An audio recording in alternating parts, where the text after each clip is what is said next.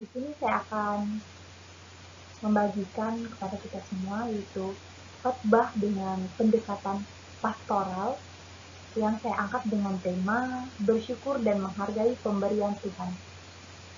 Nanti bisa kita bersama-sama melihat pada slide yang akan saya bagikan dan semoga dapat kita bersama pahami dan dapat kita bersama-sama terapkan dan mengerti dan melaksanakan di dalam kehidupan kita sehari-hari.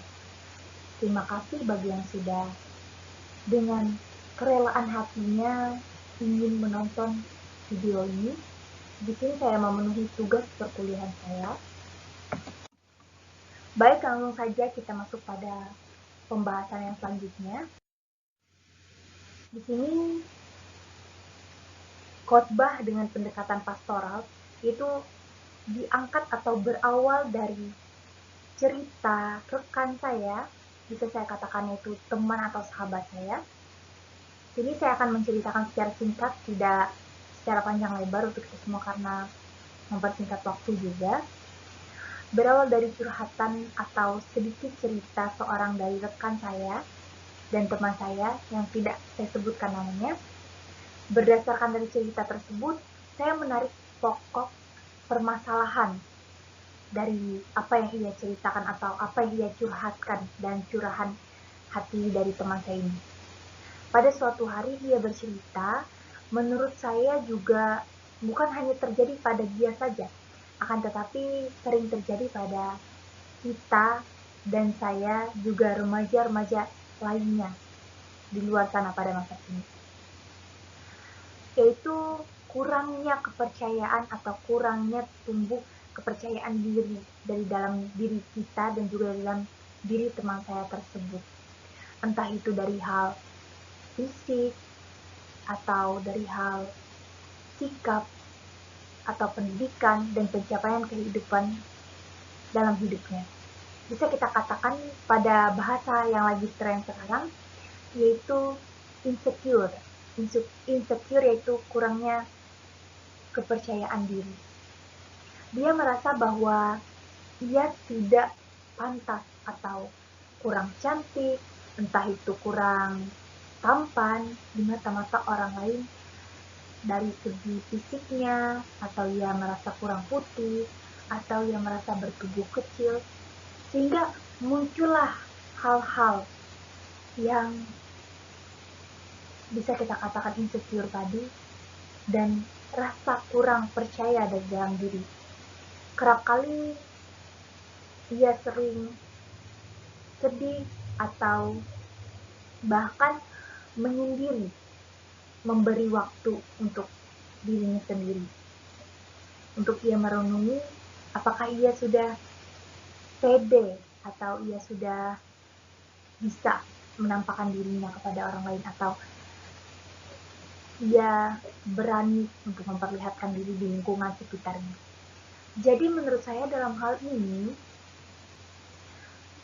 kurangnya bersyukur kita, saya dan juga rekan-rekan sekalian. Kenapa kita bisa merasakan insecure? Karena kurangnya rasa bersyukur dalam diri kita.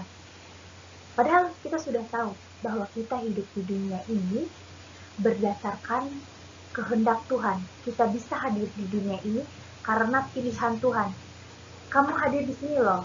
Ini jalan hidupmu loh yang sudah saya rancangkan, begitu kata Tuhan. Jadi sebenarnya kita harus bersyukur akan apapun itu, entah itu kekurangan kita, entah itu kelebihan kita. Terlepas dari itu semua, seharusnya kita harus bersyukur. Di saat kita bersyukur, kita pasti akan bisa menerima segala kekurangan kita, segala kelebihan kita yang ada dalam diri kita, dan kita bisa lebih menghargai ciptaan Tuhan dan rancangan-rancangan Tuhan dalam diri kita. Lalu selanjutnya, mari kita lihat dari cerita yang teman saya curhatkan kepada saya. Hal yang bisa saya tarik sebagai selaku khotbah dengan pendekatan pastoral kali ini, yaitu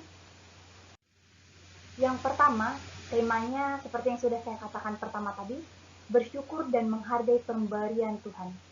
Nah, yang akan diperhadapkan kepada kita kali ini Yang pertama, Yeremia pasal 17 ayat 8, dan yang kedua, 1 Tesalonika pasal 1 ayat 4, dan yang ketiga, Hakim-Hakim pasal 6 ayat 12 sampai 16. Selanjutnya, tujuan dari khotbah yang saya sampaikan kali ini berdasarkan apa yang diceritakan oleh teman saya tadi atau khotbah pendekatan pastoral kali ini, yaitu mengajarkan kita semua dan juga jemaat dan juga mengajarkan saya dan rekan-rekan kalian yang menonton dan menyaksikan video kali ini agar kita bisa merasa bersyukur atas apa yang Tuhan nyatakan dalam kehidupan kita, kehidupan saya, kehidupan teman saya, dan kehidupan jemaat, dan kehidupan mereka semua, sehingga timbulnya rasa kepercayaan diri dan rendah hati, dan juga dapat bersyukur atas pemberian Tuhan dalam kehidupan kita. Tidak ada lagi rasa kurang dalam hal fisik dan kebutuhan hidup, baik itu talenta atau masih banyak hal-hal yang lain lagi. Akan tetapi kita dapat melihat dan menghargai sisi positif dan berkat-berkat Tuhan yang Tuhan telah nyatakan dalam kehidupan kita. Tentunya dalam menjalani kehidupan kita sebagai manusia biasa dan manusia yang berdosa pasti akan selalu menghadapi berbagai macam masalah, berbagai macam rintangan dalam kehidupan kita.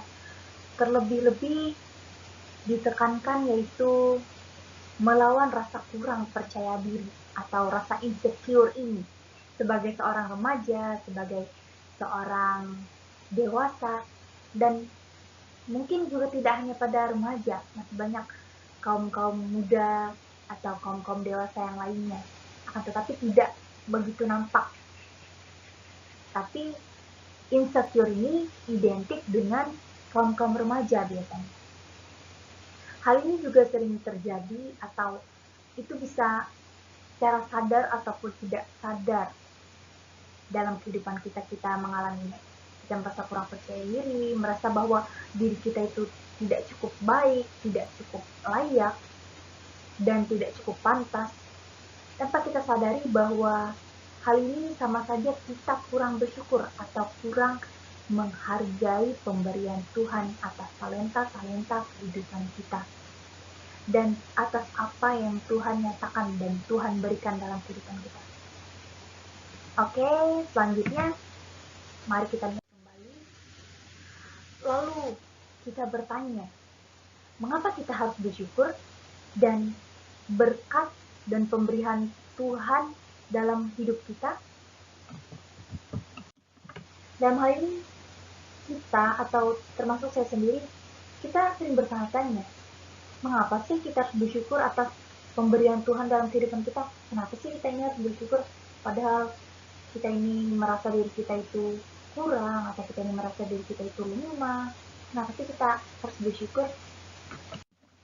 Sebelum kita masuk ke slide selanjutnya, yang akan menjawab dari pertanyaan-pertanyaan kita, saya dan saudara, ada 3 hal yang akan saya angkat pada kali ini mengapa kita harus bersyukur atas pemberian Tuhan dalam kehidupan kita.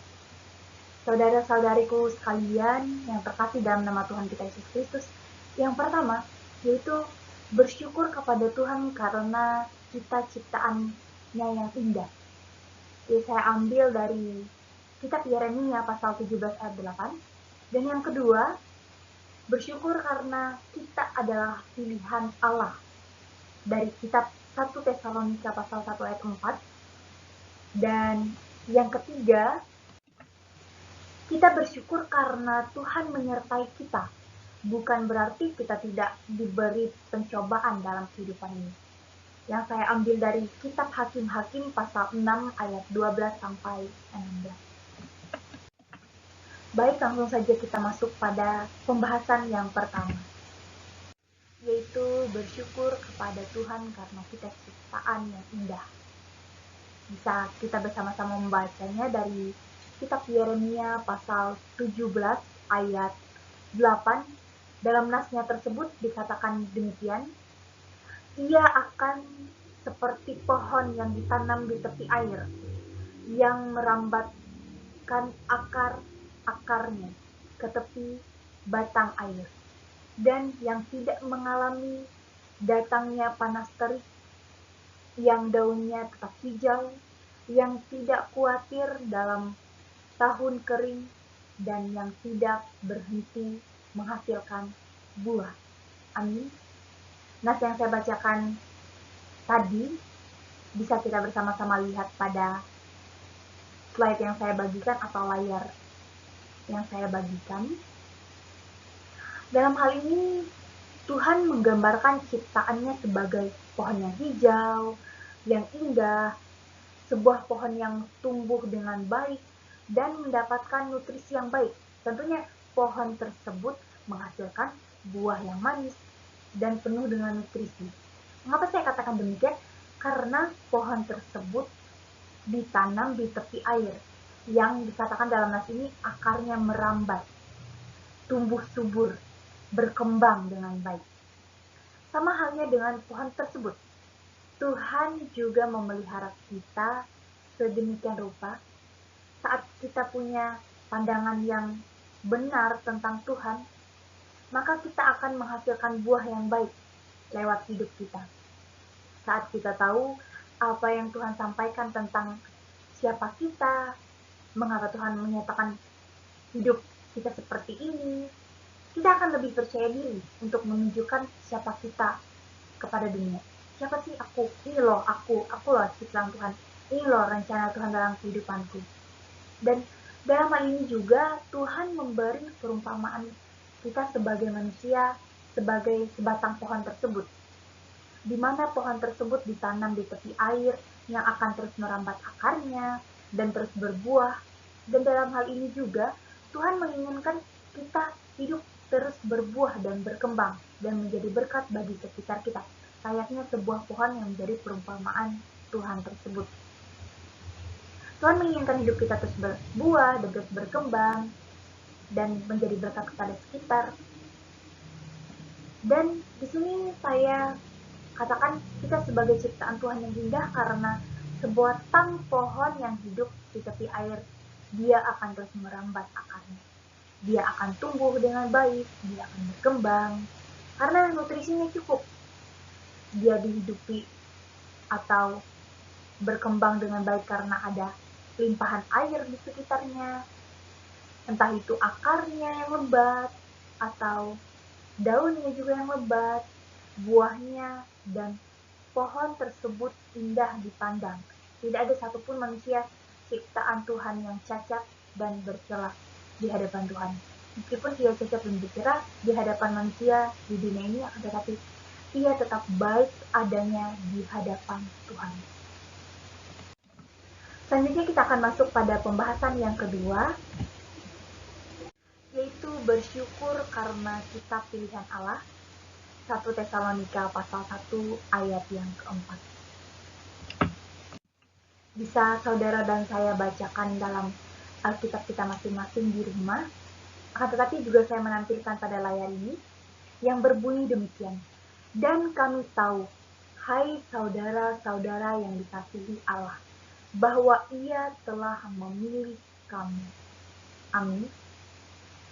Ketika dunia menjatuhkan kita atau mengatakan bahwa kita ini tidak cukup baik, tidak cukup pintar, tidak cukup tinggi, hal ini adalah saatnya bagi kita untuk menginginkan diri kita sendiri bahwa mencintai atau Tuhan mencintai kita sebagaimana atau apapun keadaan kita, terlepas dari apapun keadaan kita. Kita percaya bahwa hadirnya kita dalam dunia ini dan adanya kita di dunia ini merupakan rancangan dari Tuhan. Seperti yang saya katakan pada awal tadi, kita adalah anak-anak Tuhan. Kita adalah pilihan-pilihan Tuhan. Dan kehendak dari Tuhan, kita adalah orang-orang terpilih yang hadir ke dunia. Entah itu dengan latar belakang kita yang kekurangan, atau banyak kelebihan, atau banyak kekurangan kita. Tetapi hanya satu hal yang perlu kita ingat. Kita itu adalah umat pilihan Allah yang telah Allah izinkan untuk hadir ke dunia ini dalam artian atau dalam hal kita patut bersyukur dong atas apa yang Tuhan hadirkan dalam kehidupan kita.